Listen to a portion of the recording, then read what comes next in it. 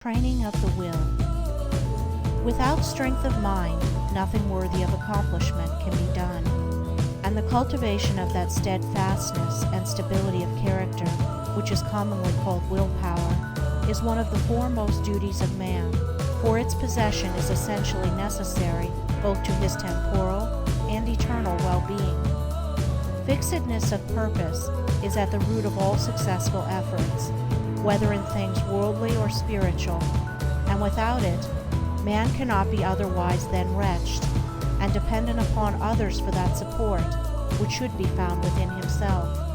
The mystery which has been thrown around the subject of cultivation of the will, for those who advertise to sell occult advice on the matter for so many dollars, should be avoided and dispelled, for nothing could be further removed from secrecy and mystery than the practical methods by which alone strength of will can be developed.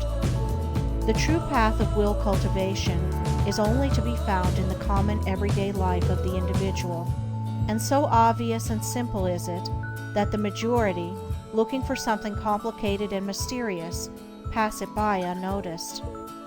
A little logical thought will soon convince a man that he cannot be both weak and strong at the same time, that he cannot develop a stronger will while remaining a slave to weak indulgences, and that therefore the direct and only way to that greater strength is to assail and conquer his weaknesses.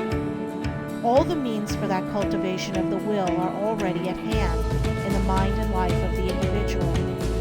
They reside in the weak side of his character, by attacking and vanquishing which the necessary strength of will be developed. He who has succeeded in grasping this simple, preliminary truth will perceive that the whole science of will cultivation is embodied in the following 7 rules. 1. Break off bad habits. 2. Form good habits. 3. Give scrupulous attention to the duty of the present moment. 4. Do vigorously and at once whatever has to be done. 5. Live by rule. 6. Control the tongue. 7. Control the mind. Anyone who earnestly meditates upon and diligently practices the above rules will not fail to develop that purity of purpose and power of will which will enable him to successfully cope with every difficulty and pass triumphantly through every emergency. It will be seen that the first step is the breaking away from bad habits. This is no easy task.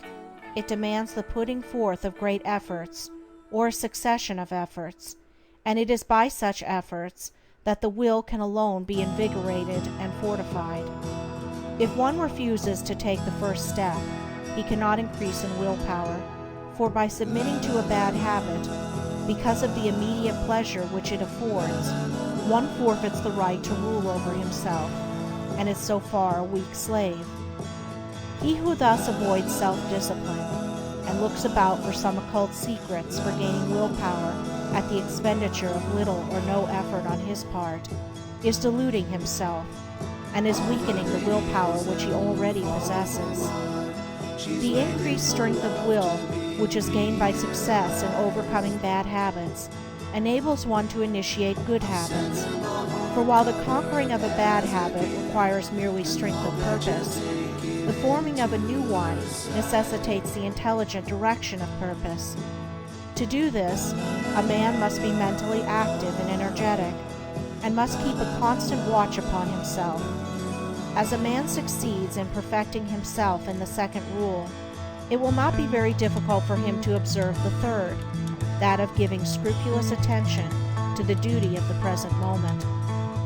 Thoroughness is a step in the development of the will which cannot be passed over. Slipshod work is an indication of weakness. Perfection should be aimed at, even in the smallest task, by not dividing the mind, but giving the whole attention to each separate task as it presents itself. Singleness of purpose and intense concentration of mind are gradually gained, 2 mental powers which give weight and worth of character and bring repose and joy to their possessor. The 4th rule: that of doing vigorously and at once whatever has to be done, is equally important. Idleness and a strong will cannot go together, and procrastination is a total barrier to the acquisition of purposeful action. Nothing should be put off until another time, not even for a few minutes. That which ought to be done now should be done now. This seems a little thing, but it is of far-reaching importance. It leads to strength, success, and peace. The man who is to manifest a cultivated will must also live by certain fixed rules. He must not blindly gratify his passions and impulses, but must school them to obedience. He should live according to principle and not according to passion. He should decide what he will eat and drink and wear, and what he will not eat and drink and wear, how many meals per day he will have, and at what times he will have them, at what time he will go to bed, and at what time he will get up. He should make rules for the right government of his conduct in every department of his life, and should religiously adhere to them. To live loosely and indiscriminately, eating and drinking and sensually indulging at the beck and call of appetite and inclination, is to be a mere animal, and not a man with will and reason. The beast in man must be scourged and disciplined and brought into subjugation, and this can only be done by training the mind and life on certain fixed rules of right conduct. The saint attains to holiness by not violating his vows, and the man who lives according to good and fixed rules is strong to accomplish his purpose. The sixth rule, that of controlling the tongue, must be practiced until one has perfect command of his speech, so that he utters nothing in peevishness, anger, irritability, or with evil intent. The man of strong will does not allow his tongue to run thoughtlessly and without check. All these 6 rules, if faithfully practiced, will lead up to the 7th, which is the most important of them all, namely, rightly controlling the mind. Self-control is the most essential thing in life, yet least understood. But he who patiently practices the rules herein laid down, bringing them into requisition in all his ways and undertakings, will learn, by his own experience and efforts, how to control and train his mind, and to earn thereby the supreme crown of manhood, the crown of a perfectly poised will. End of chapter 4. Recording by Andrea Fiore.